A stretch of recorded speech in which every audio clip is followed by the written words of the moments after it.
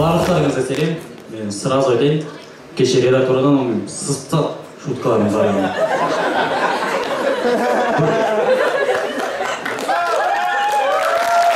Бүгін айта кетер тақырып көп шутка айтатындар, яғни әзір өтпейтіндер. Жалпы менің достарым.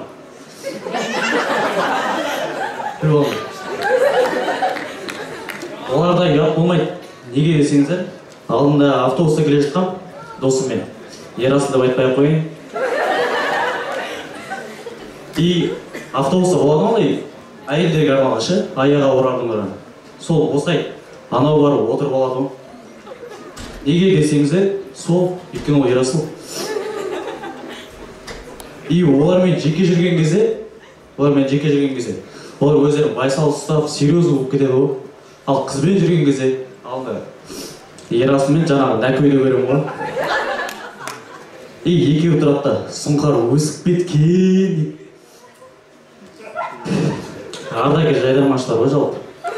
Алдарыңызға өнер көрсеткен 3-ші степень электрик таққан сұңқар.